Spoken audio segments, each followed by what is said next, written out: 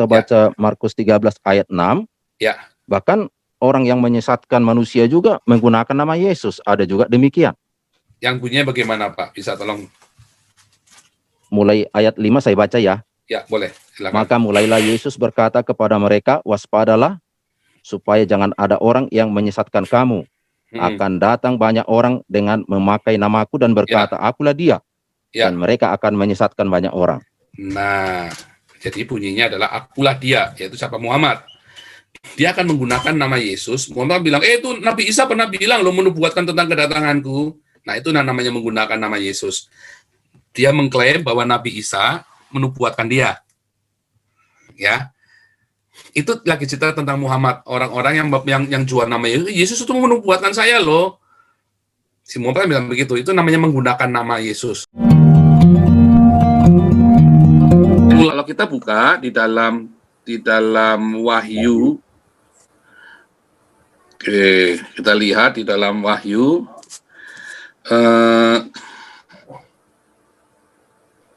Wahyu 19 ayat 20 ya. Lihat Wahyu 19 ayat 20 di layar Anda. Maka tertangkaplah binatang itu dan bersama-sama dengan dia nabi palsu. Satu ya. Ini penting ya. Tertangkaplah dengan dia nabi palsu yang telah mengadakan tanda-tanda di depan umatnya. Nabi palsu, ya, nabi palsu. Tangkap. Terus dia bilang apa? Nabi palsu dan binatangnya, ya, dan binatang itu juga ditangkap. Ya, keduanya dilemparkan hidup-hidup ke dalam lautan api yang menyala-nyala. Nah, di dalam video saya, nubuatan Muhammad di dalam Al-Quran, Anda akan melihat bahwa Muhammad di dalam Alkitab, ya, nubuatan tentang Muhammad yang dalam Alkitab, nanti akan melihat bahwa yang dimaksud dengan nabi palsu ini adalah Muhammad. Yang dimaksud dengan antikris, nanti binatang itu kan antikris, itu adalah nanti Imam Mahdi. Ya. Jadi nanti ada Imam Mahdi, ada Muhammad dan binatang itu, sang antikris, itu ya. Itu nanti akan dimasukkan ke dalam lautan api yang menyala-nyala oleh penerang. Ini penting sekali ya Anda untuk mengerti ini, karena banyak orang nggak ngerti dia. Banyak orang nggak ngerti ini. Nah, pertanyaannya begini. Sekarang kalian semua orang Islam pergi ke neraka. Seluruh dunia itu pergi ke neraka. Ya. Terus di neraka, sebentar, ada satu yang belum saya lupa saya sampaikan. Ya. Nanti ini kan tadi nabi palsu dan binatang itu pergi ke neraka. Nanti kalau Anda lihat di dalam Wahyu 20, ya, iblis juga dihukum. Ya. Lihat ayat 10, dan iblis yang menyesatkan mereka dilemparkan ke dalam lautan api dan belerang, yaitu tempat binatang dan nabi palsu itu, dan mereka disiksa siang malam sampai selama-lamanya. Nah, lihat, kalau Anda lihat di dalam video saya antikristus, ternyata iblis yang ini yang dimaksud adalah Helel ben Syakar. Helel ya. Helel sama dengan hilal ya. Sama dengan hilal. Bulan sabit. Oh, Islam nggak menyembah bulan sabit? Enggak, sama. Pengikutnya Nabonidus, Anabaten juga tidak menyembah bulan sabit, tapi menyembah dewa bulan sabit. Bukan bulan sabitnya yang disembah, tapi mereka menanti-nantikan. Ya, beda ya, bukan menyembah bulan sabit. Islam juga nggak menyembah bulan sabit. Enggak. Pengikutnya Nabonidus, Nimrod juga sama. Ya, kalau Anda lihat video saya kemarin, yang Muhammad bukan keturunan Ibrahim, asal-usulnya penyembahan kepada bulan sabit, bukan penyembahan kepada bulan sabit, penyembahan kepada dewa bulan sabit, yaitu hilal. Nah, kalau Anda baca di dalam Yesaya 14 ayat 12, Helel ini ada Hilal bin Sakar.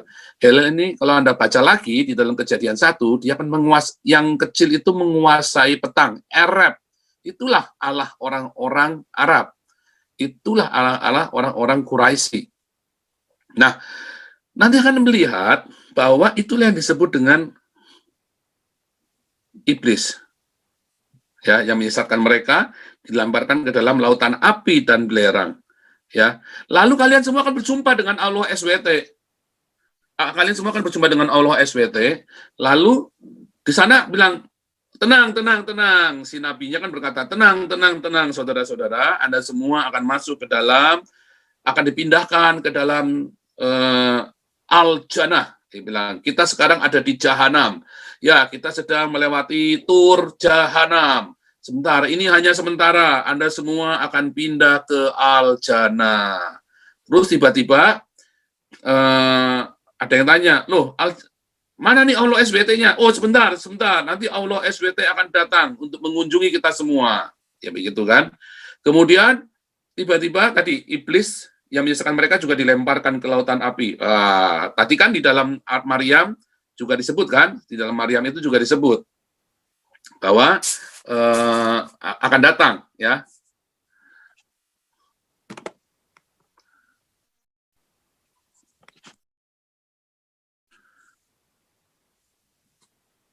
Sebentar, saya matikan dulu. Cukup jelas ya, sekarang ya device-nya ya. Oke, terus si Allah SWT ini datang ke neraka. Seperti perkataannya Muhammad kan, persis kan? Benar-benar datang. Nggak bohong, nggak bohong, datang. Allah SWT datang ke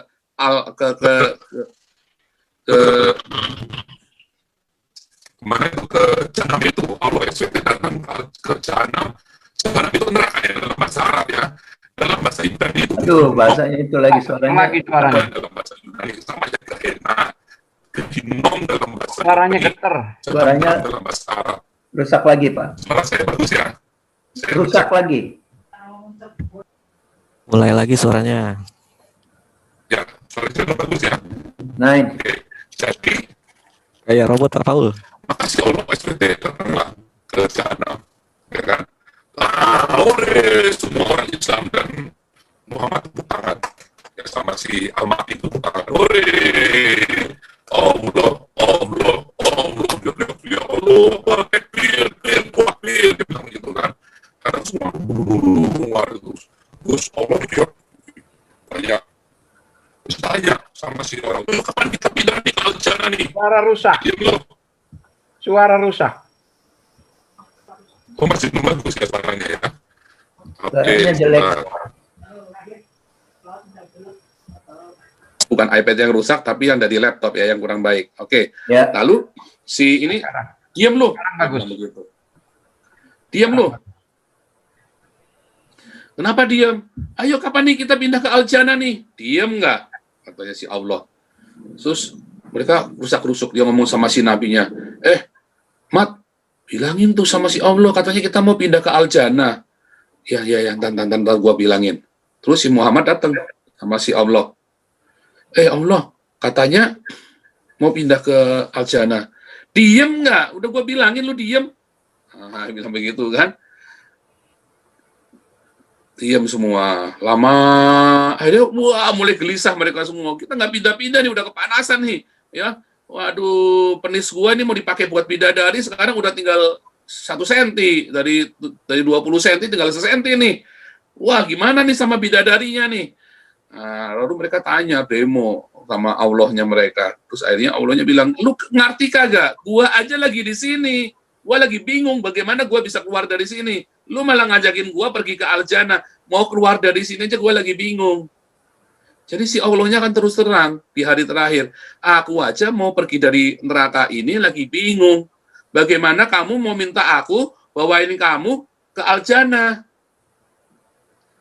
Loh, tapi kan dulu kamu bilang, kita semua pasti akan masuk Al-Jannah. Iya, tapi kan aku bilang, kita nanti masuk neraka dulu. Katanya si Allah. Kita ini nanti rame-rame masuk neraka. Ya kan, ini kan si Allahnya kan akan bertemu dengan Allah di Al-Jannah, di Jahanam kan, di neraka. Sekarang kan kita sudah ketemu, saya nggak bohong. Nah, kalau nanti saya bisa keluar dari sini, kalau saya bisa keluar dari Jahanam ini dan pindah ke Al-Jannah, nanti kamu semua tak ajak. Pasti itu janji. Masalahnya pertanyaannya, apakah si Allah ini bisa keluar dari Jahanam? Nggak bisa. Nggak bisa. Karena hanya Yesus Kristuslah satu-satunya jalan, kebenaran, dan hidup. Ya, hanya Yesus. Yesus yang di dalam roh, dia pergi, turun ke tempatnya iblis berada, dia ambil itu kunci alam mautnya, dan dia pergi ke surga. Pergi ke paradiso. Dan nanti di langit dan bumi yang baru, Yesuslah. Kalau dalam Wahyu 22 ini kita akan lihat ya, dalam itu nanti ada pelajarannya bahwa Yesuslah sang Allah sendiri yang duduk di tahta. Sudah nggak pakai dua kata substitusi lagi, tapi dari Yesuslah yang akan berdiri, yang akan duduk di tahta. Pahamkah Anda yang Islam dan yang Kristen? Moga-moga Anda paham ya, supaya Anda jangan disesatkan lagi. Saya berdoa supaya Anda semua bisa mengerti bahwa kalian semua akan pergi ke neraka kecuali kalian percaya kepada Yesus Kristus sebagai Tuhan dan Juru Selamat. Karena Yesus berkata kepada orang penjahat di sebelah kanannya, sebelah kanannya, nggak ada bilang kanan kiri ya, pokoknya penjahat yang di sebelahnya, yang berkata, Yesus, ingatlah aku apabila engkau datang kembali menjadi raja. Dan Yesus berkata, sesungguhnya hari ini engkau bersama dengan aku di paradiso. Muhammad nggak pernah bilang begitu. Waktu mau mati dia teriak-teriak, temukan aku dengan teman yang maha tinggi. Siapa temannya maha tinggi? Yohanes 13 berkata, akulah sahabat yang sejati. Yesus adalah sahabat yang sejati. Seorang sahabat akan menyerahkan nyawanya bagi sahabat-sahabatnya. Ya, Yesuslah sang sahabat sejati. Muhammad bilang pengen ketemu sang sahabat sejati, itu terlambat, nggak bisa. Dia sudah menyesatkan seluruh dunia. Ya, dia menyesatkan sepertiga bintang-bintang. Ya, sepertiga dunia itu jadi Islam. Di zaman Muhammad pun sepertiga dunia jadi Islam. Hari ini pun sepertiga jadi Islam. Ya, dan itu disesatkan semuanya. Dan saudaraku, hati-hatilah dengan janji manis. Karena janjinya itu nggak salah, benar. Akan masuk neraka kalau si Allah ini bisa keluar dari jahanam. Masalahnya Allah ini bisa keluar dari jahanam nggak? Itulah yang menjadi masalah. Apakah si Allah bisa keluar dari jahanam? Itu menjadi pertanyaan kita semua. Dan saya berdoa agar Anda paham dengan apa yang saya ceritakan ini. Silakan bagi yang mau bertanya. Mau nggak terima juga boleh ya. Tapi inilah kebenaran yang saya sampaikan. Sebentar ya, saya cek yang di YouTube tadi ya. Tadi di YouTube rame banget tadi. Yang di YouTube tadi rame banget soalnya banyak yang protes. Tapi yang tadi saya ya, yang tadi Paulus sang stres mualaf di Eropa merajalela. Oh, nggak ada. Mualaf nggak merajalela di Eropa. Pak Iman, Pak Alengso, saya ini ada tinggal di Eropa, bro. Ya, kita tinggal di Eropa, nggak ada mualaf merajalela. Orang Kristen, orang Islam banyak dibaptis di sini. Ya, orang ya, Derry Willy di Eropa, orang Islam banyak kami baptis, ratusan bahkan ribuan. Dari 11.000 imigran, dari 11 juta imigran, ya mungkin sepertiganya sudah jadi Kristen. Ya, sepertiganya sudah jadi Kristen. Sisanya mereka itu karena masih ilegal kan, masih puter. Tapi itu sudah terjadi gelombang pertobatan. Di Iran banyak orang masuk Kristen, ya diam-diam. Mereka semua dibaptis massal tapi diam-diam. Di Afghanistan banyak orang masuk Kristen. Di Indonesia kekristenan akan menjadi mayoritas dalam 5 tahun ini. Ya, jadi saya nggak main-main ya. Di sini ada teman-teman yang tinggal di Eropa, nggak ada mualaf merajalela. Oh, tapi menurut statistik Islam bertumbuh. Iya, tapi bukan merajalela. Mengapa Islam bisa bertumbuh? Karena orang-orang dari Arab yang pergi kemari, mereka beranak pinak, kawin macam tikus. Anaknya 20. Ya, satu orang laki-laki punya istri 4. Masing-masing anaknya 5. Jadi anaknya 20. Beranak pinak macam tikus. Makanya mereka bisa kelihatan bertumbuh. Serius, saya nggak bohong. Ya, saya pernah masuk camp. Ya, di camp itu saya lihat ada satu ibu muda. Mungkin usianya si ibu ini ya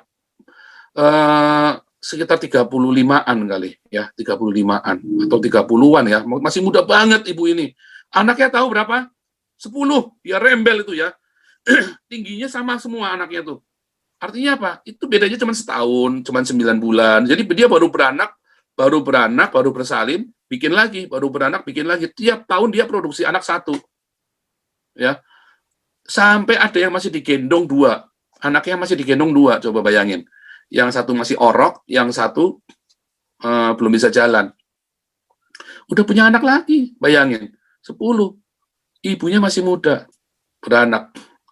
Turun mesin 10 kali, buset. Alhamdulillah. Ya, jadi saya nggak bercanda ya. Jadi nggak ada tuh cerita-cerita yang Anda bilang. Ya. Besok kalau Paul Zhang masih live, berarti fix-nya nyata bahwa Allah kalah. Oh iya, jelas. Oh, saya sudah mengazab Allah Subhanahu wa Ta'ala itu sejak tahun Wah, sejak sudah lama ya sudah saya azab itu ya. Sudah lama saya azab itu Allah Islam itu. Dan Allah Islam nggak berdaya saya azab. Umatnya cuma kejang-kejang aja. Apalagi kemudian saya di Eropa, mereka cuma kejang-kejang begini. Saya nggak lagi menghina ya. Anda yang bilang saya menghina Islam, oh salah. Saya mengasihi orang Islam. Saya mengatakan fakta. Kemarin Anda dengarkan kan, mengapa orang Islam tidak bisa menerima kebenaran? Kan kalian sudah benci saya, tapi saya nggak benci kalian. Itulah masalahnya. Kalian benci saya, tapi saya nggak benci kalian. Kedua, mengapa orang Islam sulit menerima kebenaran? Karena kalian nggak boleh tanya. Nggak boleh nanya. Kayak tadi ya, orang Islamnya masuk neraka semuanya, terus Muhammadnya masuk neraka, Allahnya masuk neraka, waktu nanya, berisik loh, diem. Nah, nggak boleh nanya. Anda kan nggak tahu apakah Allah itu sanggup keluar dari neraka apa enggak. Anda harus ngerti itu. Anda harus tanya. Tanyakan sama kiai Anda, apakah Allahmu itu sanggup keluar dari neraka? Kedua, apakah Muhammad itu benar-benar pernah melihat Allahnya apa enggak? Pertama, apakah Allah itu nanti kalau masuk neraka, dia mau nyelamatin kalian, dia sanggup keluar nggak dari neraka? Yang kedua, apakah Muhammad pernah ketemu Allahnya apa enggak? Nggak pernah, lagi-lagi ketemunya sama Jibril lagi, sama lampu Aladin, sama jin nada gua itu kan. Nggak pernah. Ketiga, sekarang ini Muhammad ada di mana? Apakah Muhammad ada di Al-Jannah atau Muhammad lagi ada di alam barzah? Kan di alam barzah. Nggak seperti Yesus, engkau ada di paradiso. Yesus berkata, ketika kamu percaya kepada Yesus dengan sungguh-sungguh ya, percaya sungguh-sungguh itu berarti ada buahnya. Ya, kalau Anda yang bilang percaya tapi masih rajin nonton bokep, masih rajin kawin cerai, masih rajin gebukin bininya, Anda masih rajin bikin yang nggak baik, ya Anda belum percaya Yesus dengan sungguh-sungguh. Ya. Kalau percaya sungguh-sungguh, nanti dalam hatinya akan mengalir aliran-aliran air kehidupan. Itu tandanya orang percaya.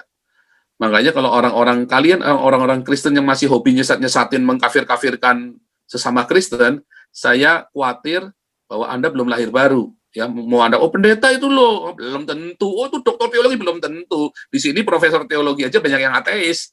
Ya.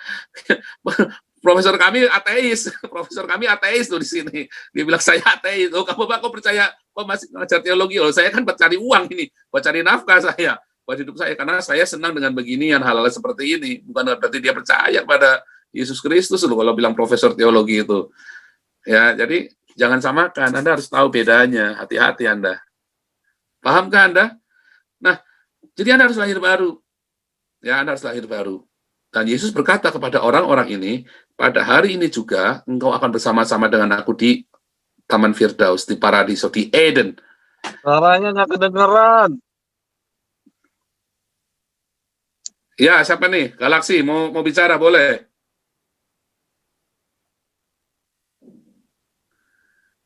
Galaksi S20 mau bicara tadi, boleh ya?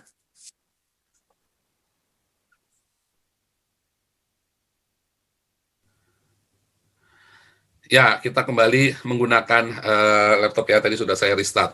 Oke, teman-teman yang di live stream boleh bicara ya. Ya, Paulus Sang mungkin besok akan mati. Oh enggak, saya sudah dikasih tahu Tuhan, nanti saya matinya di Irak ya, bukan. Saya sudah dikasih tahu sama Tuhan Yesus. Ya, Mr. Ong, silakan. Luar biasa. Senang sekali. Shalom.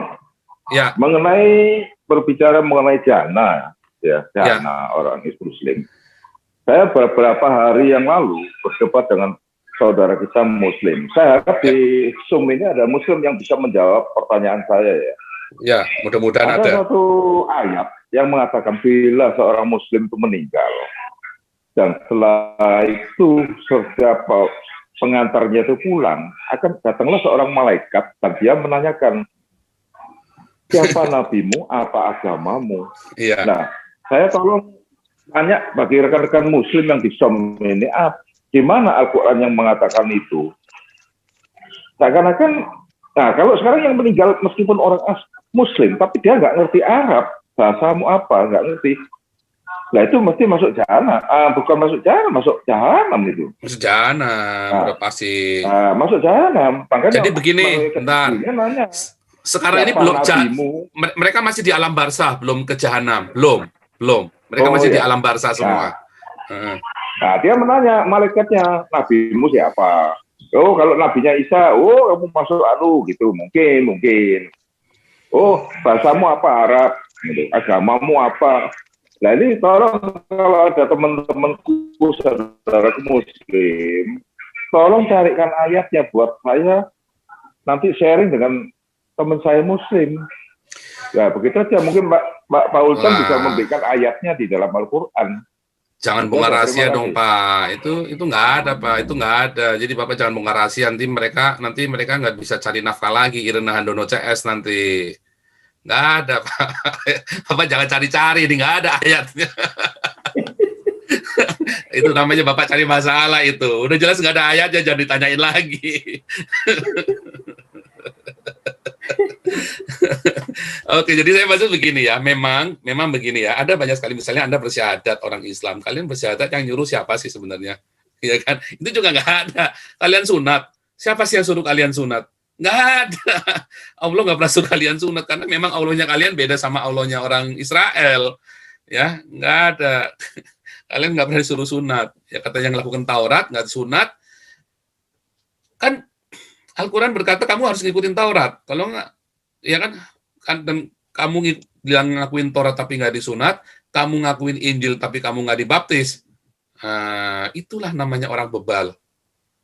Orang bebal disuruh sunat, disuruh baptis, kamu nggak. Loh, orang Kristen juga nggak disunat. Ya kita nggak disuruh sunat sama Tuhan Yesus. Nggak ada di ayat Alkitab. Kamu harus sunat di dalam perjanjian baru ya. Karena kita kan perjanjian baru. Kalau perjanjian lama itu hanya bagi orang Israel dan orang Yahudi ya.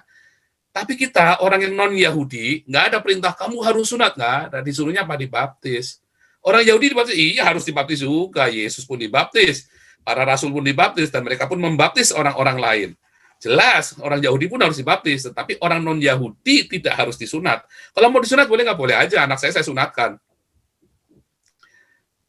Ya, anak saya dulu saya sunatkan. Karena dia siap mau menikah sama cewek Yahudi ya, Cina ketemu Yahudi, cocok dah itu.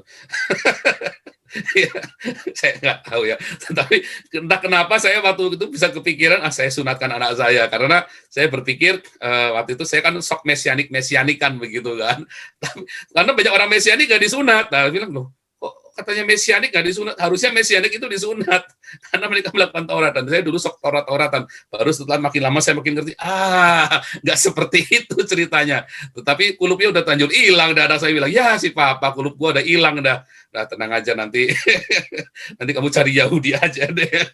Saya bilang begitu. Ya nggak bercanda ya. Tapi benar ya, anak saya sunatkan. Jadi bukan karena masalah keselamatan, tetapi karena waktu itu saya sok Yahudian waktu itu ya. Oke, teman-teman ada yang boleh ya. Ini yang 30 menit ya, Anda boleh bertanya. Ini saya lagi cari, nggak ada yang nanya nih di YouTube ini, nggak ada yang bisa membantah ya. Saya tunggu kalian orang Islam yang bisa membantah saya. Ya, nggak ada. Saya tunggu, nggak ada yang bisa bantah. Karena memang yang saya katakan ini kebenaran, saya nggak main-main.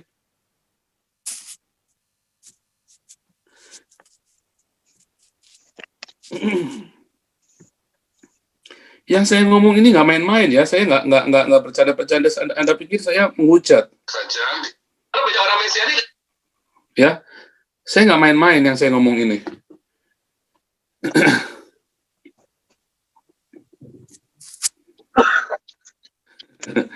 Ya, Anda boleh menurut Anda di live stream saya.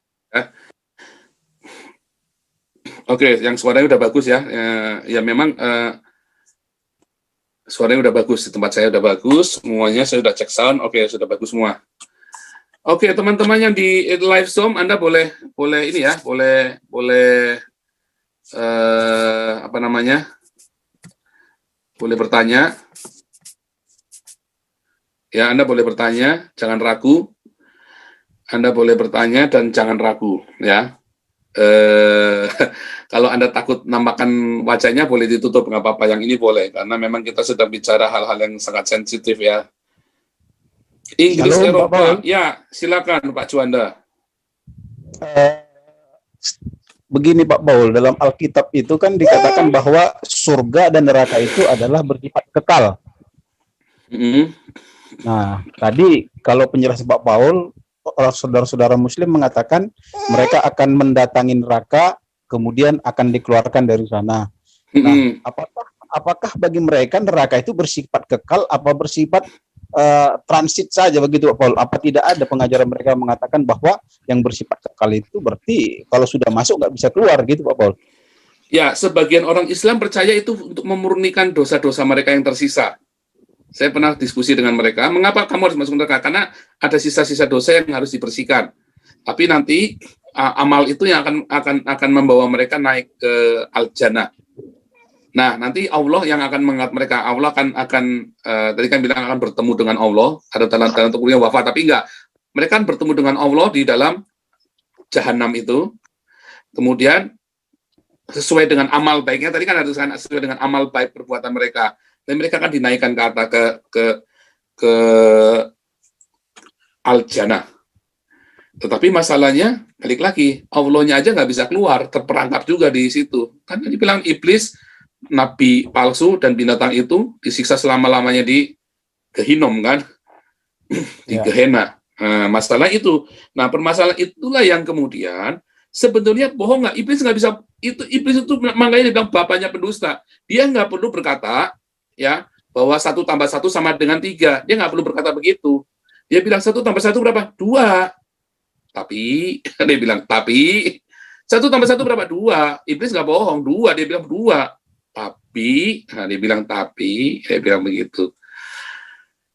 Iblis, waktu menghampiri Tuhan Yesus, dia dorong. Ya, supaya Yesus itu ngikutin omongannya dia, kan? Tapi, Yesus nggak mau ngikutin. Yang tertulis dibalas dengan yang tertulis.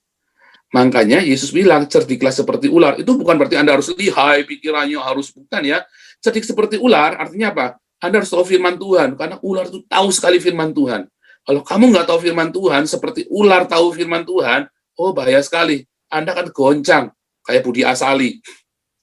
Budi Asali itu sampai bilang, Markus 16 ayat 9-20 itu ayat palsu loh. Padahal bukti-bukti itu ada. Di Vulgata ada, di Pesita ada, di Alexandria ada. Hanya gara-gara dia nggak punya iman untuk membuktikan ketika dia tumpang tangan orang bisa sembuh. Bahwa dia tidak bisa membuktikan bahwa Allah sanggup memulihkan keluarganya dia. Budi Asali gagal untuk beriman. Dan dia tega ngomong bahwa Markus 16 ayat 9-20 itu ayat palsu. Malah dia bilang, 1 Yohanes 5 ayat 7 itu emang ayat asli. Padahal 1 Yohanes 5 ayat 7 itu baru ada di abad ke-16. Sebelumnya nggak pernah ada. Jadi demi mencocokkan dogmanya dia tega bohong. Nah, itu namanya, nah itulah ya, hati-hati. Budi Asali itu pendeta reform itu loh. Di sini saya melihat Pak Paul bahwa masih ada beberapa orang yang mencoba memposisikan dirinya sebagai apologet, tetapi mereka hanya memiliki pengetahuan di kepala tanpa memiliki iman terhadap apa yang mereka ketahui. Iya, saya mau ngomong itu sebetulnya. Betul, terima kasih. Jadi hati-hati Anda yang hanya berapologet, hanya Anda debat kusir di YouTube.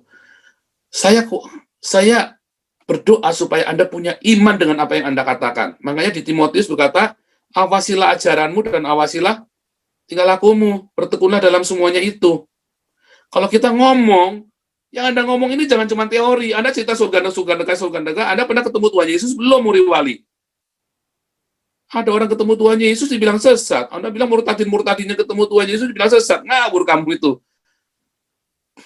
Muri Wali ini belum pernah ketemu pengalaman Tuhan Yesus. Saya yakin sekali Muri Wali kok belum lahir baru ya. Saya nggak bilang dia sesat segala macam ya, tapi dia belum lahir baru. Kalau dia lahir baru, karena orang reform itu namanya Yohanes Lilik, saya baru ingat ya, yang di Surabaya, dia bikin gereja reform karismatik. Ya dia orang reform, teologinya sangat reform, tapi dia melakukan penumpangan tangan, dia melakukan pengusiran setan segala macam. Oh, orang kalau udah begitu mah kuat sekali. Orang reform itu sangat dogmatis, rapi sekali dogmanya. Tidak mudah digoyang ya.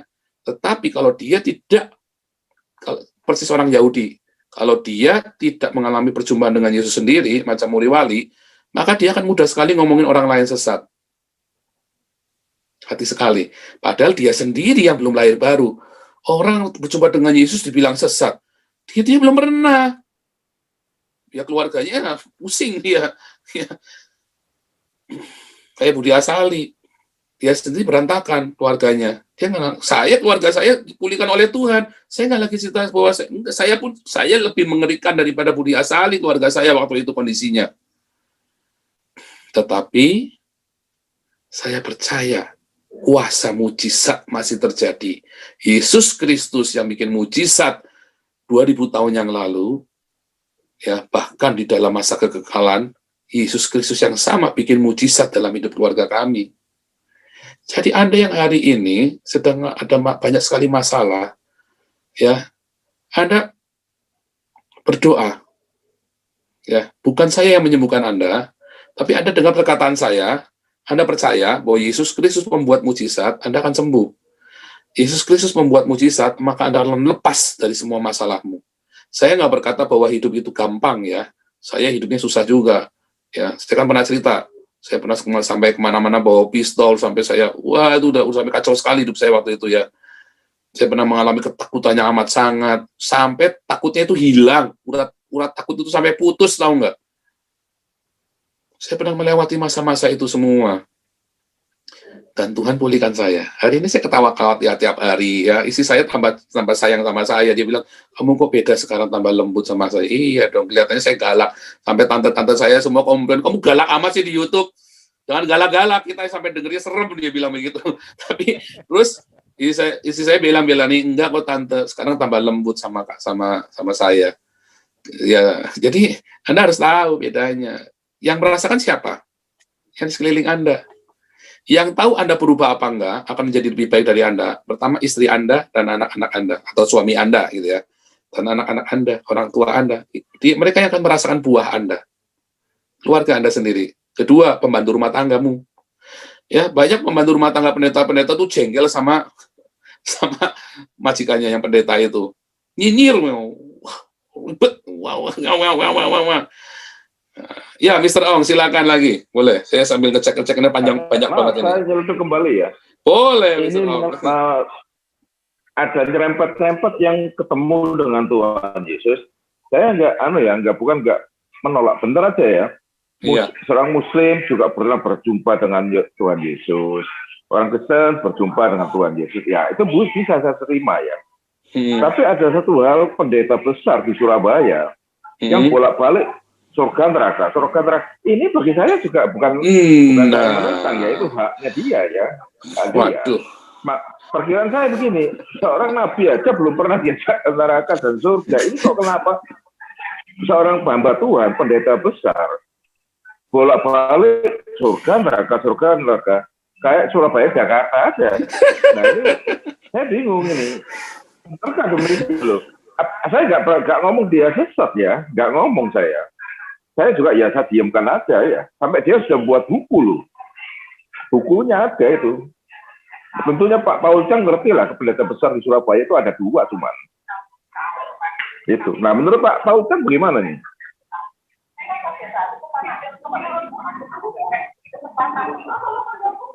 Yang besar itu hanya Tuhan Yesus loh, Pak. Ya, yang besar itu iya, hanya betul, Tuhan yang Yesus. Tuhan ada. Nah, betul. Itu kan yang di Pak ya. Di dunia itu Iya. akan ada 2 gereja, 2 yang digembalakan oleh 2 pendeta besar. Maksudnya bukan Tuhan, itu lain Pak. Tentu Pak Paul Chang tahu lah orangnya, dia buat buku nih. Nah, masa sih dia bolak-balik juga ke neraka, ke surga. Ya, saya juga nggak ngomong dia sesat, itu haknya dia. Sampai dia ngarang buku. Kalau jumpa dengan Tuhan Yesus, siapapun bisa, siapapun dijumpai. Oke. Jadi begini Pak. Ya saya sangat miris ya. Jadi gini, perjumpaan dengan Tuhan Yesus itu jelas tertulis di dalam Alkitab. Rasul Paulus berjumpa dengan Tuhan Yesus, Yohanes di Patmos berjumpa dengan Tuhan Yesus. Itu setelah Yesus naik ke surga ya. Nah, tetapi kalau yang naik turun surga itu bolak-balik belum ada ya. Naik turun surga. Yohanes di Patmos saja nggak dibilang dibawa naik ke surga, tapi mendapat penglihatan. Paulus pun mendapat penglihatan. Bukan dibawa naik turun surga neraka. Nah, itu kita harus hati-hati ya, hati-hati dengan itu. Pernyataan surga neraka itu Anda harus benar-benar hati-hati. Karena itu bisa sangat menyesatkan. Nah, yang mengklaim bahwa dia naik turun surga, bahkan para nabi nggak pernah naik turun. Apalagi balik. Kalau dia mau bikin begitu, maka dia harus bikin. Nah, itu tadi saya baru setuju tuh, berkata Stephen Tom. Maka dia harus bikin kitab suci lagi yang untuk mengkonfirmasi yang naik turun surga itu hanya Tuhan Yesus dan para malaikat. Tetapi para nabi enggak. Bahkan Elia pun nggak naik turun surga. Bahkan Henok pun nggak naik turun surga. Udah naik nggak pernah turun-turun, gitu kan? Nah, itu seperti itu. Jadi saya nggak mengatakan itu sesat. Hati-hati, ya. Iya Pak Ong. Begini, mengenai saya tadi naik ke surga, ya boleh jadi dia diperlihatkan atau diajak, saya nggak tahu ya. Dia ada bukunya, ada kalau ada. Tapi bukan penglihatan, di bawah. Mendengar di bawah. Saya sudah pernah dengar kesaksiannya soalnya. Ya, pernah dengar ya. Nah, dia keliling di Taiwan, pernah sekolah di Kanada ya. Ya boleh kemana-mana lah. Ini gitu mengenai, ya betul. Nah, dibawa ke mengenai surga dan neraka.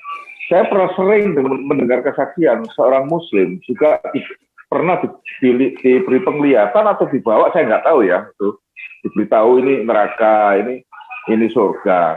Ini bukan orang Kristen yang dibawa, ini orang Muslim ini.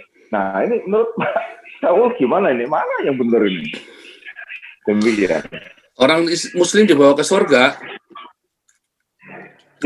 Diperlihatkan surga dan neraka, gitu. Terus dia jadi Kristen apa masih tetap? Nah, ada kesaksian Muslim yang jadi Kristen, terus dibawa. Itu saya juga tetap skeptis. Saya nggak bilang dia sesat, saya nggak akan mengakui sesat, tapi saya skeptik dengan itu karena Alkitab tidak pernah ceritakan itu. Nah, satu itu ya mengenai dia dibawa. Kalau dia bilang dikasih mimpi, saya percaya. Karena di dalam mimpi kita mendengar banyak sekali berita. Informasi kan masuk ke dalam pikiran kita. Kemudian otak kita mengendapkannya di dalam alam bawah sadar. Suatu ketika kita mimpi dalam suatu kondisi, maka memori itu akan mengeluarkan semua informasi, impuls itu akan dibentuk. Terus dia melihat neraka. Nah, dalam mimpi, itu saya bisa terima. Tetapi kalau dia bilang dia lagi duduk begini, terus dia tiba-tiba dibawa ke neraka, saya nggak percaya. Karena kita juga harus hati-hati dengan seperti itu. Alkitab tidak mungkin meleset. Nah, ada orang-orang termasuk yang bilang, saya ini panglimanya Lucifer. Saya juga skeptik. Karena apa? Karena namanya iblis itu bukan Lucifer, tapi Helel ben Syakar, atau Apollyon, atau Abaddon. Saya juga pernah lihat jenderalnya, yang dibilang syaitan-syaitan yang penggede, saya juga pernah lihat. Saya kan dulu masuk ke dalam sana, tetapi nggak seperti itu. Dan yang bilang, panglimanya Lucifer, kalau bilang panglimanya Lucifer, saya bilang, saya nggak yakin. Itu banyak sekali kesaksian-kesaksian itu juga dibikin hiperbolik ya, sehingga hati-hati. Sebetulnya yang dilakukan Pak Yusuf Manubulu itu sangat bagus. Dia memberikan kesaksian. Tetapi saran buat Pak Yusuf Manubulu adalah dia harus tahu bahwa kesaksian itu tidak boleh yang di luar Alkitab. Karena itu akan menyesatkan nanti endingnya. Bukan berarti dia sesat, tetapi akan menyesatkan. Mengapa bisa menyesatkan? Akhirnya orang tidak baca Alkitab, tapi patokannya selalu katanya kesaksian ini. Alkitab bilang nggak ada orang naik turun surga neraka. Tapi orang pegang bukunya ini, ya kan? Bukunya ini yang dipegang. Nah, itu yang bahaya. Bukan kesaksiannya, tapi kemudian buku ini dipegang bahwa ini yang benar. Alkitab, ya itu berarti salah Alkitab. Padahal kita nggak pernah nulis. Akhirnya orang akan punya pemahaman yang keliru. Nah, termasuk yang bilang jenderalnya Lucifer segala macam, orang yang ya punya kuasa Lucifer, itu nggak ada kuasa Lucifer. Karena Yesus pun, kalau kita menggunakan kata Lucifer ya, Lucifer itu kan dari Vulgata. Dari Vulgata di dalam Yesaya 14 ayat 12 disebut Lucifer. Tapi Yesus pun disebut Lucifer dalam Vulgata 1 Petrus 2 ayat 19. Jadi harus hati-hati dengan hal seperti itu. Kita harus kembali, makanya tadi. Ya. Pak Paul. Ya. Halo. Ya, saya setuju dengan Pak Paul mengenai surga neraka. Bisa jadi pendeta tersebut itu terobsesi dengan dia dipikirkan neraka, surga. Secara psikologis itu akan masuk ke dalam bawah sadar. Dalam sadar itu akhirnya dia ya sepertinya mimpi atau melihat visual dan sebagainya. Itu secara hipnotis saya pernah mempelajari. Masuk ke bawah sadar karena apa yang kita angan-angankan akhirnya terobsesi, akhirnya terbentuklah gejala itu angan bawah sadar kita. Nah itu tipis bedanya. Bedanya tipis. Betul. Nah itu kita harus jujur Pak. Harus jujur Pak. Iya. Masalahnya untuk jujur itu sulit. Contoh gini ya, saya pernah dibawa, ini katainnya, ke surga. Salah. Saya benar-benar waktu doa, saya doa jam 11 malam nih. Kemudian dalam doa itu, saya diberi penglihatan tentang Yerusalem baru, yaitu surga Yerusalem baru kan, langit dan bumi yang baru itu loh. Saya diberi penglihatan itu, jam 4 pagi saya baru amin. Jadi selama dari jam 11 sampai jam 4 pagi saya berlutut. Dan waktu saya amin, badannya nggak capek, nggak lelah. Tapi saya tahu bukan saya dibawa ke sana. Saya sadar-sesadarnya, itu saya dikasih penglihatan dibuka. Karena waktu itu terjadi, banyak penglihatan saya dibukakan banyak sekali firman waktu itu. Dan saya dikasih satu hikmat tentang tenggelam di dalam roh. Nah, jadi mengapa ada orang yang hidup di dalam daging, ada orang yang hidup di dalam roh? Mengapa ada orang makanya saya bilang yakin sekali kalau orang yang sudah Kristen dia akan hidup dipimpin oleh roh, tidak mungkin berbuat dosa lagi. Karena dia hidup tenggelam di dalam roh. Kalau dia tidak tenggelam di dalam roh, maka dia belum Kristen. Dia harus dipimpin oleh roh. Karena namanya menjadi pengikut Kristus, artinya dia akan dipimpin oleh roh. Seperti para rasul dipimpin oleh roh. Orang yang lahir dari Allah itu adalah orang yang dipimpin oleh roh. Itu seperti itu. Nah itu nanti penjelasan di dalam pelajaran tentang dosa di kelas apologetik ya, itu ada. Teman-teman bisa join di join, atau Anda bisa email ke hagios.eu@gmail.com langsung ya. Kalau Anda yang secara pasif, Anda bisa langsung ikut ke sana.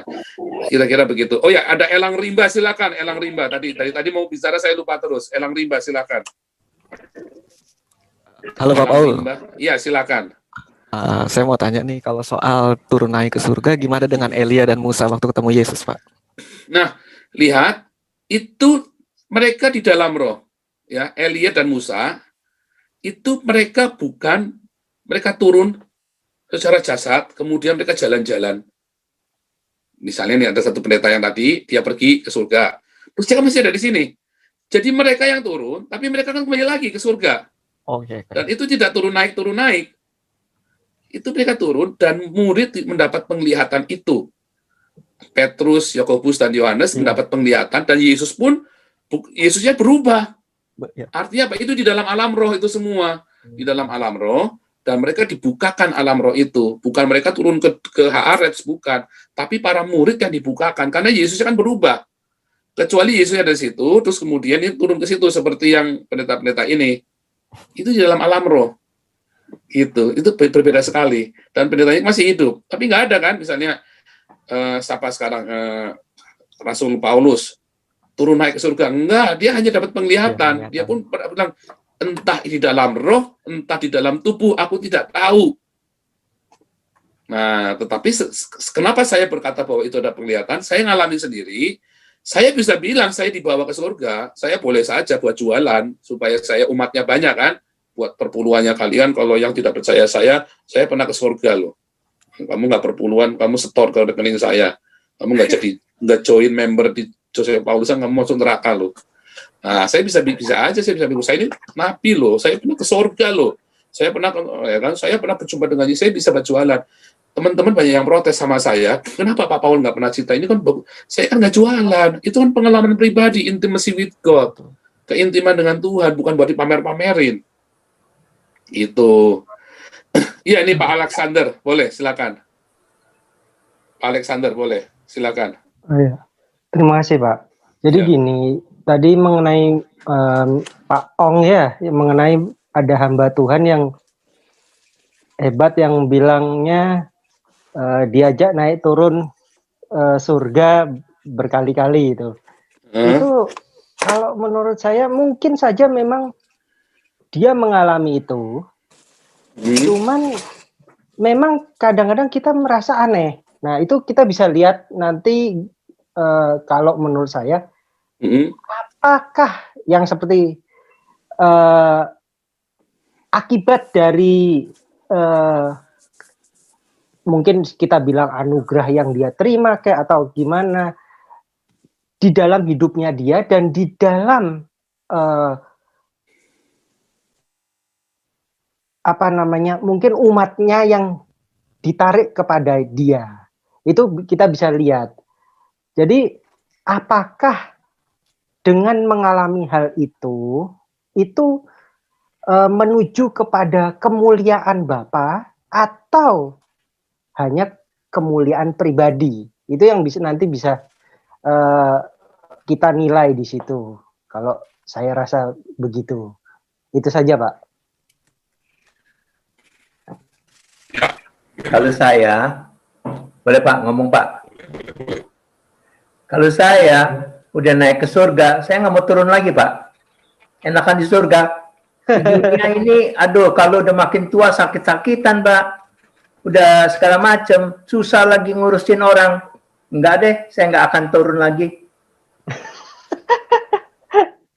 Ya, itu tergantung apa namanya pribadi masing-masing dan juga menurut apa namanya tugas. Mungkin dia masih ada punya tugas, Pak. Gitu, Pak. Saya juga masih banyak tugas. Jadi MC, apa segala macam. Kalau saya mau turun lagi. Ya, bagaimana? Lanjut.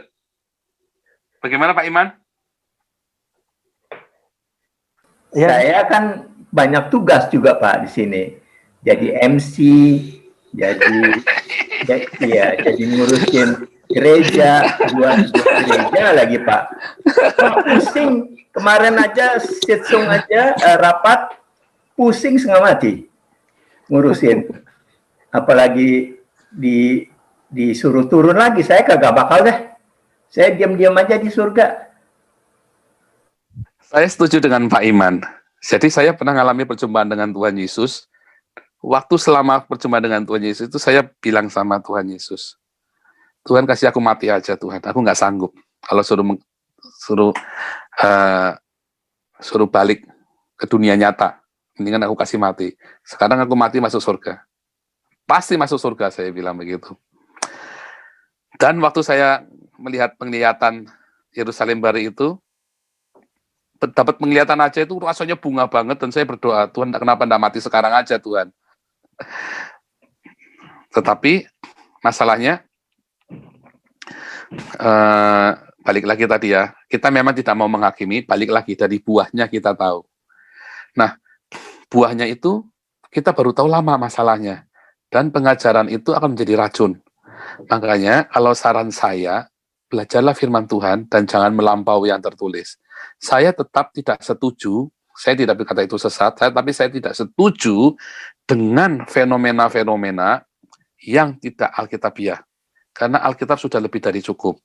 Nah, kalau itu nanti diimani, pengajaran-pengajaran naik turun surga, nanti semua orang akan bisa seperti itu, dan akhirnya di dalam masa-masa ketika nanti Kristen jadi mayoritas, nanti orang akan banyak sekali klaim naik turun surga supaya dia bisa menghimpun massa dengan cara-cara yang sangat berkarisma gitu ya. Beliau akan bilang naik turun surga, dan itu akan sangat berbahaya sekali, karena saat itu nanti ya orang-orang mulai akan berilusi tentang surga, dan nanti banyak orang mengklaim ketemu Yesus, banyak orang mengklaim nanti naik turun surga, supaya dia bisa narik banyak orang, banyak umat kepada dirinya.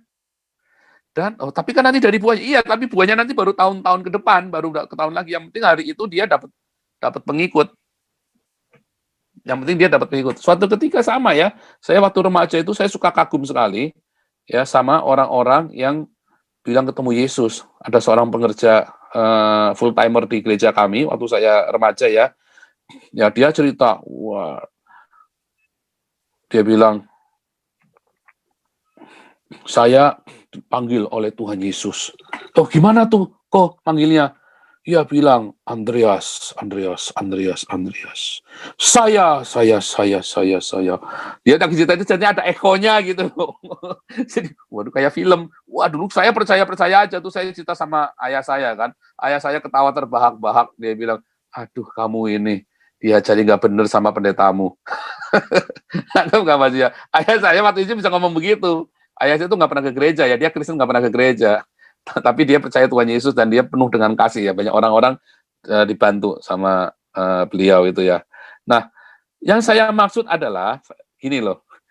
Saat itu dia lagi jualan, ketemu Tuhan Yesus, supaya dia banyak orang. Dia kemana-mana kalau khotbah ceritanya ketemu Tuhan Yesus. Kita terkagum-kagum anak-anak muda sama dia. Sampai suatu ketika, konangan dia menghamili anak gadis orang. Nangkep nggak maksudnya? Dari buahnya nanti toh akhirnya itu kan kesingkap. Kayak saya cerita sama saudara nih. Saya berjumpa dengan Tuhan Yesus 2013. Tapi dari buahnya nanti Anda akan melihat saya. Ya, istri saya merasakan buah yang bagaimana saya dirubahkan. Saya yang dulu begitu temperamen, kemudian bisa lembut kepada istri saya, kepada anak-anak saya. Ya, saya kan dulu pernah cerita. Saya kan kalau setir mobil, ya, saya bisa bisa senggol bacok ya. Kalau orang potong mobil saya bisa saya tabrak itu, bisa nggak saya rem itu. Nah, tapi kemudian Tuhan rubahkan hidup saya, Tuhan rubahkan kehidupan kami semua, Tuhan pulihkan keluarga kami. Dari buahnya kita tahu, dan itu nggak bisa bohong, ya. Buah itu nggak bisa bohong. Nah, makanya saya tanya kepada saudara, yang Anda yang mengajar apapun, baik itu yang ngaku ketemu Tuhan Yesus, yang naik turun surga, dari buahnya kita tahu, dari buah pengajaran itu. Tetapi masalahnya, buahnya itu kan baru ketahuan bertahun-tahun kemudian, sementara pengajaran itu sudah sesat. Makanya Anda pendeta-pendeta, hati-hati, ya, Anda pendeta-pendeta hati-hati, jangan impulsif. Nah, belajarlah dari orang Yahudi. Orang Yahudi itu kalau mau mengajar, mereka godok dulu matang-matang, baru mereka ajarkan.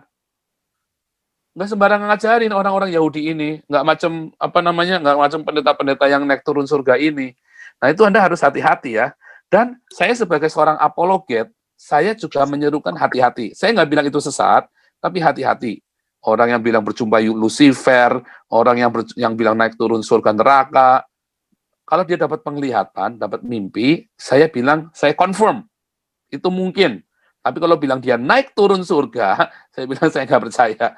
Saya nggak percaya. Alkitab nggak pernah bilang begitu. Dan itu nanti akan menyesatkan. Percaya saya, itu akan menyesatkan. Akan sangat menyesatkan dan jemaat Anda akan banyak tersesat. Nah, itu harus hati-hati. Makanya Pak Yusuf Manubulu, ini adalah kritikan ya. Difilter. Jangan semuanya orang langsung dikasih kesaksian, orang bilang apa jangan. Karena nanti YouTube Anda, nanti yang sudah tersebar luas itu, nanti akan menjadi bumerang bagi orang Kristen sendiri. Ya, apalagi nanti yang bilang naik turun surga itu nanti kemudian ternyata jadi orang nggak benar. Orang kalau pernah mengalami perjumpaan dengan Tuhan Yesus, hidupnya akan berubah makin baik. Begitu ya, saya sendiri mengalami dan saya banyak ketemu orang-orang yang benar-benar berjumpa dengan Yesus, dia mengalami perubahan dalam kehidupannya. Nggak mungkin orang nggak berjumpa dengan Yesus nggak berubah hidupnya. Dia akan mengalami perubahan hidupnya. Kalau dia nggak berubah, berarti ada yang salah. Mungkin dia dulu cuma bohong atau dia cuma berilusi saja. Ya, itu Anda harus hati-hati dengan itu. Oke, mungkin ada yang mau komentar terakhir. Tadi ada satu tadi mau ini ya. Ada yang mau menanggapi tadi. Boleh ya? Kita hari ini. Wah, ternyata jam 4 ya. Tadi karena kita mulai agak terlambat, jadi saya kasih undur dikit. Oke. Skeptik itu artinya bukan nggak percaya total, tapi kita sangat kritis dengan hal itu. Bukan nggak percaya sama sekali. Saya harus berhati-hati dengan itu. Pokoknya ya. Ya mungkin bahasa kasarnya itu memang nggak percaya gitu, tapi saya nggak bilang itu salah, sesat segala macam gitu ya. Ini teman-teman, tapi ini ada yang bilang saya komunis. Oh enggak ya, saya bukan komunis ya. Ngawur nih. Saya ini orang Kristen bukan komunis, dan orang Kristen itu dianiaya sama orang komunis ya. Orang Kristen itu dianiaya di Cina dan dianiaya di Rusia. Waktu Rusia komunis banget itu kan, orang Kristen dianiaya, dan saya seorang pemberita Injil. Pasti saya berlawanan dengan komunis. Bodoh kamu ini yang ngomong. Nggak ada orang Kristen komunis ya, karena orang Kristen itu dianiaya, itu jelas-jelas di Cina itu dibunuhin sama orang komunis, di penjara, kukunya dicabutin sama orang komunis. Justru komunis itu bertumbuh di negeri-negeri Islam. Loh itu Uighur? Oh enggak, bohong, itu Uighur itu nggak ada penganiayaan terhadap Uighur, itu nggak ada. Ya, yang ada itu secara politis, karena dia ikut gerakan politis, ikut sama Taliban, makanya mereka diisolasi. Tetapi orang-orang Islam di Xinjiang, di Xi'an segala macam itu gede-gede masjidnya, nggak beda ya. Kalau orang Kristen itu jelas dianiaya ya, banyak sekali orang Kristen yang kabur ke sini karena mereka kerja bawah tanah. Falun Gong itu dianiaya, jelas ya, diambil, dianiaya, terus pulang tubuhnya itu sudah nggak ada organ tubuhnya. Itu jelas kalau Falun Gong itu sama orang Kristen itu dianiaya seperti itu ya, nggak ada. Iya benar, ayo Slim, yang nggak terima, saya kasih bonus setengah jam nih.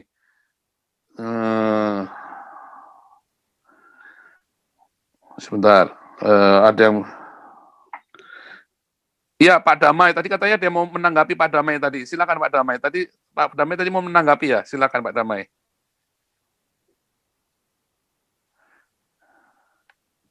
Pak Damai, silakan, harus nyalakan mic-nya dulu. Pak Damai, udah nyala Pak Damai mic-nya. Oke, terima kasih. Sebenarnya saya bukan mau menanggapi hal ini karena artinya kan kalau tidak ada Muslim yang bertanya, saya hanya mencoba bertanya dari apa yang Bapak jelaskan ataupun sesuai dengan pengalaman. Yang mau saya tanya, yang pertama adalah bagaimana kita tahu suatu mujizat itu dari Tuhan atau palsu? Ya. Ya, kalau secara pribadi, ini secara pribadi ya, orang yang berjumpa dengan Tuhan Yesus itu bagi saya itu bohong semua. Ya. Bagi saya pribadi. Ya. Kenapa? Alasan saya karena di Alkitab tidak ada yang menceritakan akan terjadi seperti itu di kemudian hari. Tetapi Alkitab mencatat bahwa itu akan di hari-hari yang akan datang akan ada yang mendapat mimpi, bukan berjumpa dengan Yesus. Itu hanya tanggapan saya pribadi saja, begitu. Tapi ada pertanyaan saya yang saya selipkan. Ya, jadi begini, dalam Yoel 2 itu sama dalam Kisah Rasul 2, nanti pada hari akhir ya orang tua akan mendapat mimpi, turunan-turunanmu akan mendapat penglihatan, penubuatan penglihatan. Ada kata penglihatan, jangan lupa itu ya. Ada kata penglihatan di situ. Jadi bukan cuma mimpi. Kalau mimpi orang sedang tertidur dan di dalam mimpinya itu dia lihat. Kalau penglihatan dia sedang sadar dan di dalam kesadaran itu dia melihat suatu vision. Nah itu bedanya mimpi dengan penglihatan. Iya, seperti Yohanes lah. Ya, nah Yohanes itu mendapat penglihatan. Bahkan dia mendapat penglihatan tentang surga, dia mendapat penglihatan tentang orang dibuang ke neraka. Penglihatan. Nah, apakah orang tidak bisa bertemu dengan Tuhan Yesus? Pada kenyataannya Rasul Paulus mengalami perjumpaan dengan Yesus. Pada kenyataannya Yohanes itu pun dia mengalami perjumpaan dengan Yesus, bukan penglihatan. Dan di dalam perjumpaannya itu dia diberi penglihatan. Nah, itu hal yang berbeda. Kita harus bisa membedakannya itu. Nah, jadi kita harus mengerti secara detail ayatnya itu bunyinya seperti apa. Iya, kalau mengenai Paulus, saya pikir bukan dia jumpa langsung dengan Yesus, tapi suara yang datang menghampiri dia. Dia melihat satu terang. Dia tidak. Saya pikir saya yakin Paulus tidak lihat wujud asli daripada Yesus, tetapi suara. Dia melihat suatu terang, dia melihat cahaya yang terang sekali. Iya, tapi kan bukan wujud aslinya. Tapi yang saya tanya, Yesus memang saya tanya tentang mujizat itu. Gini Pak, waktu Yesus ketemu Yohanes di Patmos itu juga dalam terang benderang, tetapi bedanya Yohanes bisa mendeskripsikannya karena Yohanes kan pernah melihat wujud Yesus. Nah waktu dia di Patmos, dia sampai nggak bisa melihatnya, dia takut melihatnya, tetapi dalam wujudnya itu bilang putih metat terang benderang. Ya, dan dia mewujudkannya dalam suatu kata-kata. Nah, Paulus juga mewujudkannya dalam suatu cahaya yang terang benderang. Dia melihat cahaya itu dan dia mendengar suara dari situ, dan dari cahaya itu berkata, akulah Yesus. ya kan? Nah, sama dengan yang saya lihat. Makanya kalau ada orang bilang, kalau dia bertemu dengan Yesus, Yesusnya kumisan, gondrong, segala macam, saya nggak percaya. Karena Yesus yang datang kepada kita dalam penglihatan, dalam kita bertemu, itu nggak mungkin bisa dilihat dengan mata telanjang. Oh, selfie dong, selfie. Nggak, mana bisa. Kita mau motret matahari aja perlu teknologi. Memotret matahari saja kita perlu teknologi, kalau enggak kebakar, rusak, nggak bisa, ya kan? Yang bisa cuma putih saja. Selfie dong, ya nggak bisa. Bagaimana mau selfie, mau ingat mau selfie, kita lagi hancur hati, kita lagi. Nah, itu kadang-kadang orang bodoh kan bilang suruh selfie segala macam, soalnya. Nah, suruh foto, nggak bisa. Yang saya lihat itu udah nggak kelihatan kumisnya, nggak kelihatan jenggotnya. Nah, tetapi kalau Anda mendapat mimpi, jumpa dengan Yesus, itu bisa, Anda bisa lihat ya, Yesus yang di Gramedia itu. Karena itu adalah rekaman pemahaman kita, impuls saraf itu. Jadi bisa melihat Yesus yang seperti di Gramedia itu, yang di gambar-gambar di Gramedia atau di gambar-gambar yang lain itu kan, bisa seperti itu. Nah, tetapi kalau berjumpa dengan Yesus, itu selalu dalam rupa terang, dan saya selalu tanya, membandingkan dengan teman-teman yang lain, yang saya baru kenal, yang saya cerita, saya ngecek, oh ya selalu dalam bentuk terang dan selalu ada suara di situ. Tapi terang itu begitu hangat, begitu penuh kasih, dan begitu kudus sehingga kita jadi orang merasa berdosa banget. Kita takutnya karena kita berdosa banget, najis gitu loh. Tetapi kemudian terang itu membuat kita jadi kudus. Dia bilang, jangan takut. Dan itu yang selalu membuat kita tuh jadi nyaman dengan perjumpaan dengan Yesus dan nagih. Kita pengen lagi ngalamin lagi. Hanya kan itu kan tidak terjadi setiap hari kan hal-hal seperti itu. Itu pertama. Jadi saya tetap percaya, tetapi saya sangat kritis dengan hal seperti ini. Karena seperti yang Bapak tadi, di Alkitab, nggak ada orang ketemu Yesus kayak saya ketemu sama istri saya, lihat gitu ya. Terus saya bisa ngeliat hidungnya, ngeliat matanya, itu nggak ada di Alkitab bilang begitu. Selalu melihatnya terang yang begitu bercahaya, dan dari terang itu ada suara. Dan Paulus melihat itu, dan itulah Yesus yang saya lihat, yang terang benderang itu. Nah, kemudian mengenai mujizat, bagaimana kita tahu itu mujizat dari Tuhan? Ya, kalau dia di dalam nama Yesus Kristus, ya pasti dari Tuhan. Karena Yesus berkata, kalau ada orang ngusir setan di dalam namaku, dia pasti ada bersama dengan aku. Jadi jangan takut, nggak usah khawatir. Karena Yesus sudah berbicara begitu. Dulu pernah saya jelaskan ya, bahwa yang videonya tentang Muriwali melawan Tuhan Yesus. Judulnya videonya itu, Muriwali melawan Tuhan Yesus. Bahwa kalau Anda ada orang mengusir setan di dalam nama Yesus, Anda jangan menentang. Karena dia sedang menggunakan nama Yesus Kristus yang adalah Tuhan dan Juru Selamat. Nah, masalahnya, kemudian orang ini hidupnya nggak benar, itu urusan dia dengan Tuhan. Makanya dalam Matius 7 ayat 21 sampai 23, aku membuat mujizat demi namaku, aku bernubuat demi namaku, mengusir setan demi namaku. Tapi Yesus berkata, aku tidak kenal kamu. Kenapa? Karena orang ini, dia bikin mujizat buat cari duit, bukan buat memberitakan Injil. Udah jelas. Dia tidak ada motivasi, misalnya dia bikin KKR masal gitu kan. Dia bukan buat memberitakan Injil. Banyak yang disembuhkan, banyak. Apakah dia buat memberitakan Injil? Belum tentu. Itulah yang menjadi masalah. Belum tentu dia memberitakan Injil. Dan itu nanti akan ditolak dari kerajaan Allah. Kenapa? Karena dalam Matius 7 ayat 21 dikatakan, karena dia tidak melakukan telema atau pater, kehendak Bapakku. Apakah kehendak Bapakku? Kehendak Bapakku ialah agar semua orang yang percaya kepada anak, yang melihat anak dan percaya kepadanya. Barang siapa melihat anak dan percaya kepadanya, itulah kehendak Bapakku. Jadi kita harus sangat kritis dengan hal itu, Pak. Iya, tetapi Pak Paul, kalau kita baca Markus 13 ayat 6, bahkan orang yang menyesatkan manusia juga menggunakan nama Yesus, ada juga demikian. Yang bunyinya bagaimana, Pak? Bisa tolong? Mulai ayat 5 saya baca ya. Ya, boleh. Silakan. Maka mulailah Yesus berkata kepada mereka, waspadalah, supaya jangan ada orang yang menyesatkan kamu. Akan datang banyak orang dengan memakai namaku dan berkata, akulah dia. Dan mereka akan menyesatkan banyak orang. Nah, jadi bunyinya adalah akulah dia, yaitu siapa? Muhammad. Dia akan menggunakan nama Yesus. Muhammad bilang, itu Nabi Isa pernah bilang, lo menubuatkan tentang kedatanganku. Nah, itu namanya menggunakan nama Yesus. Dia mengklaim bahwa Nabi Isa menubuatkan dia. Ya. Itu lagi cerita tentang Muhammad, orang-orang yang jual nama Yesus itu menubuatkan saya loh. Si Muhammad bilang begitu, itu namanya menggunakan nama Yesus. dia jualan namanya. Misalnya saya nih datang, ya dulu kan saya kenalan pejabat ya, saya kan banyak kenalan menteri-menteri dulu kan. Terus nanti kalau saya lagi ada masalah, saya bilang kita ngobrol-ngobrol gitu kan. Terus saya bilang, oh itu teman saya itu, ini orang ini. Oh, orang itu kan mulai apa kan, saya mock gitu kan. Terus saya tunjukkan foto-foto saya sama menteri ini, foto sama jenderal ini. Saya tunjukkan Pak foto-foto saya sama jenderal ini, sama semua saya tunjukkan. Orang kan jadi apa namanya, takut Pak sama saya Pak. Nah itu saya namanya menggunakan nama orang-orang ini buat nakut-nakutin orang. Itu yang sering saya lakukan seperti itu zaman dulu ya. Itu zaman dulu saya masih rusak itu Pak. Nah itulah yang terjadi. Nah sekarang masalahnya, yang menjadi masalah adalah pendeta-pendeta ini kan nggak ngaku-ngaku bahwa dia adalah Mesias. Kalau pendeta ini ngaku dia adalah Mesias kayak Muhammad, saya ini orang yang terjanjikan Mesias. Itu hati-hati Pak. Nah itu yang kita harus hati-hati. Itu yang dimaksud dengan Markus 13 tadi itu Pak. Itu Pak. Konteksnya itu. Nah, itu sudah pernah saya bahas di dalam nubuatan Muhammad di dalam Alkitab. Itu pernah saya bahas di situ.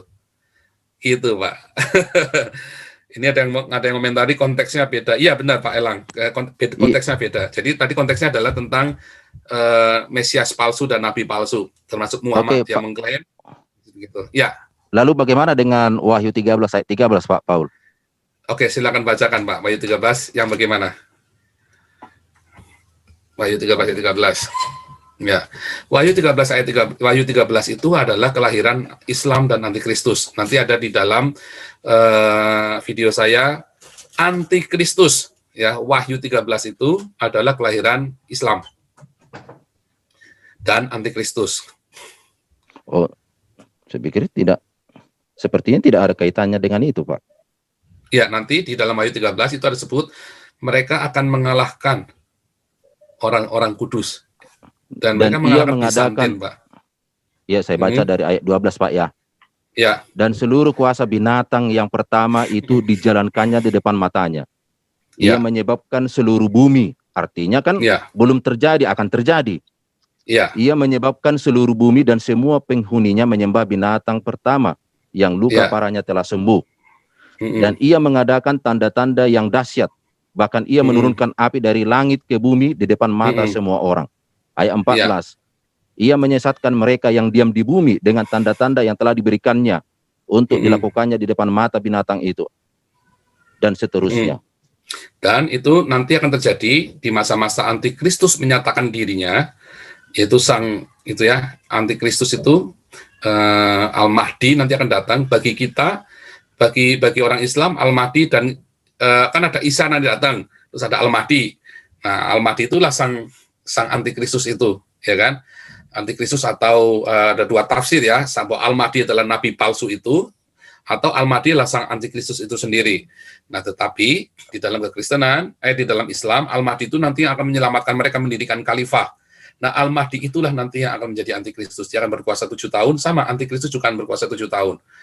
Ya kan? Mereka akan jadi itu jelas Antikristus, Pak. Wahyu 13 itu adalah Antikristus. Jadi dia tidak menggunakan nama Yesus. Dia tidak menggunakan nama Yesus. Dia sudah menamakan Antikristus. Dia menamakan dirinya Antikristus. Enggak, yang saya mau apakan tentang mujizat itu. Kalau soal Antikristus saya setuju. Tapi kalau kita mengarah kepada apa yang diyakini oleh saudara seberang, saya pikir justru kita percaya apa yang ada di dalam keyakinannya itu akan terjadi demikian. Kita percaya begitu. Nah, bukan, saya pikir Alkitab Muhammad ini itu bernubuat kepada Muhammad bernubuat.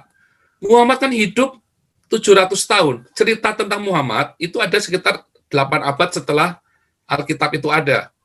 Jadi Muhammad itu merujuk dari situ nubuatannya Muhammad. Nubuatannya Muhammad merujuk dari Alkitab, Pak. Jadi Muhammad mengulang kembali nubuatan, sama seperti iblis. Dia tidak pernah berfirman sendiri, tapi dia ngambil ayat dari firman Tuhan, di spin sama dia. Sama seperti dengan Muhammad. Begitu, Pak. Jadi Bapak harus membedakan. Muhammad tidak pernah bernubuat dari dirinya sendiri, tapi dia mengutip dari Alkitab dan di spin sama dia untuk keuntungannya dia. Jadi ada di dalam keyakinan Islam, ada seperti ini, seperti ayat Wahyu 13 ayat 13 ini Ada di keyakinan mereka. Ada Pak di hadis itu bahwa nanti Al-Mahdi itu akan datang Enggak, mematahkan maksud saya salib. seperti yang di Wahyu 13 Isa akan 13 ini. datang mematahkan salib, ya kan, mematahkan salib dan bersama dengan Menurunkan Al-Mahdi. api dari langit begitu.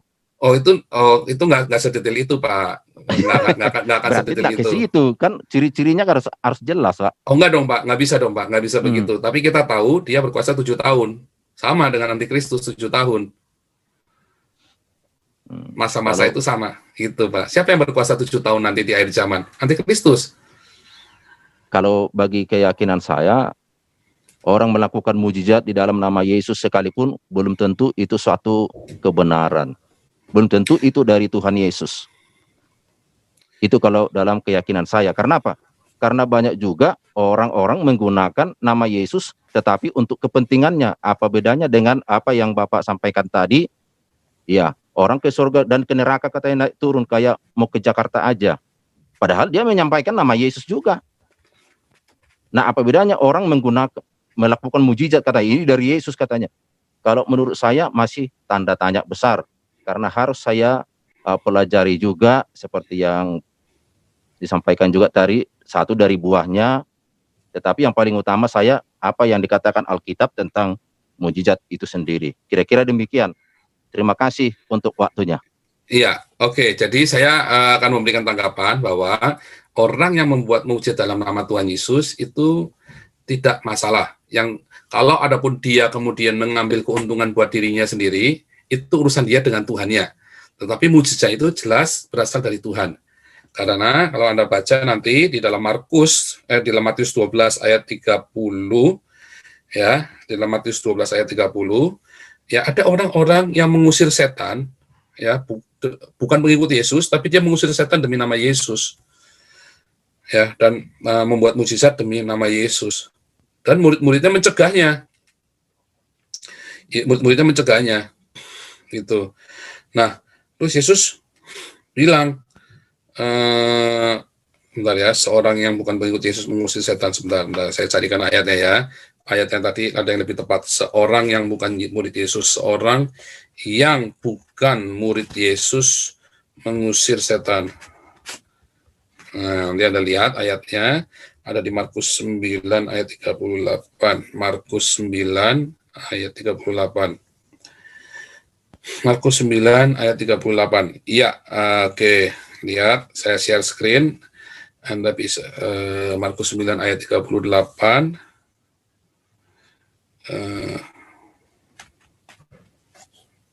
Markus 9 ayat 38.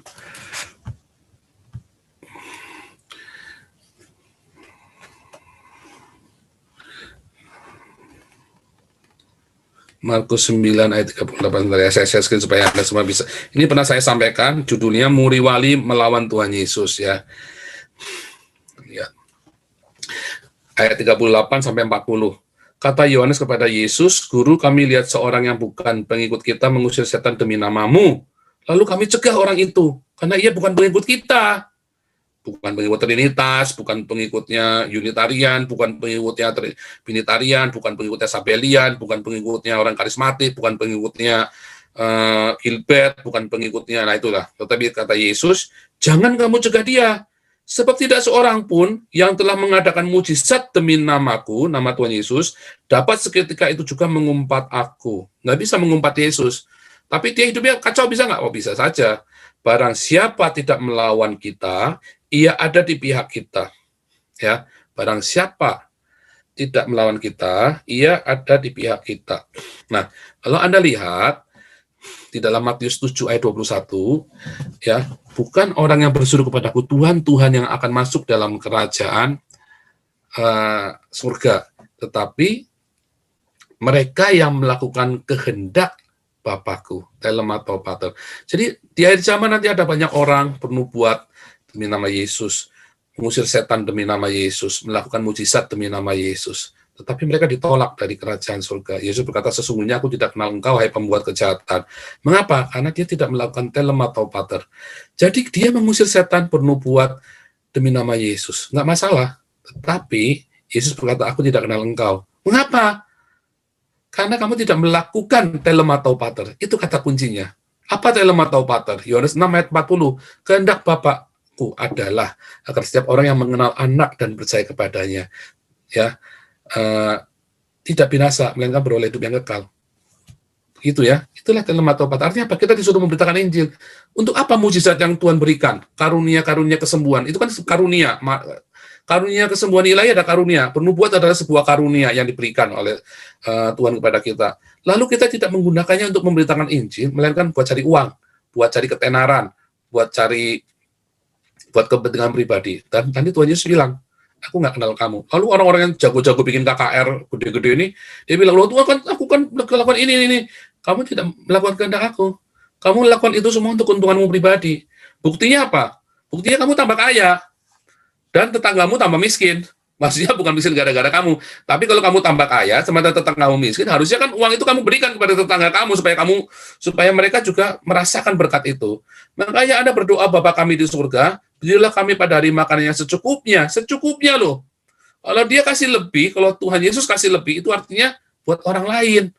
Supaya Tuhan memberkati orang lain melalui hidup kamu. Tetapi kalau kamu pendeta-pendeta karena banyak karunia mujizat, karunia penubuat, ya banyak ya, dikit-dikit gereja udah kayak kelenteng tuh, banyak orang-orang pendetanya jago penubuat, dan nubuatannya itu tokcer, pasti rame tuh, udah kayak kelenteng, terus dia kasih persembahan banyak sekali, dia pendetanya hidup mewah, sementara banyak orang hidup miskin. Lalu Tuhan bilang apa? Tuhan bilang, aku tidak kenal kamu, membuat kejahatan. Karena sama dalam Matius 25, enyahlah kamu, hai pembuat kejahatan, Matius 25 kan, yaitu apa? Ketika aku lapar, kamu tidak kasih aku makan. Ketika aku miskin, ketika aku telanjang, kamu nggak kasih pakaian. Aku haus, kamu nggak kasih minum. Aku di penjara, kamu tidak tengok aku. Aku sakit, kamu nggak peduli. Diusir sama Tuhan. Kapan Tuhan kamu kelaparan, kamu telanjang, kamu miskin, kamu di penjara? Ketika kamu melakukannya untuk orang yang paling hina ini, kamu melakukannya buat aku. Yang paling hina loh. Siapa yang paling hina dalam hidupmu? Adikmu kah? Yang bolak-balik masuk tahanan gara-gara narkoba? Siapa yang paling hina? Tetanggamu kah yang selingkuhi istrimu?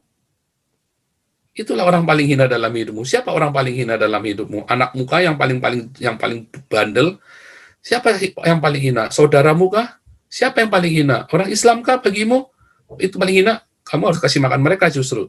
Nah, jadi itulah telematau pater, sangat jelas sekali. Jadi banyak orang kasih mujizat di gereja-gereja itu, ada mujizat, tapi pendeta-pendetanya tidak melakukan telematau pater. Itulah yang dimaksud, Pak. Bahkan kalau Anda di dalam suatu gereja yang resmi pun Anda melakukan mujizat, sementara Anda tidak memberitakan Injil, walaupun Anda di dalam gedung gereja yang resmi oleh PGI, diakui oleh PGI, Anda tidak memberitakan Injil, hei pendeta-pendeta, Anda memperkaya dirimu sendiri, hati-hati, Anda akan ditolak dari kerajaan sorga.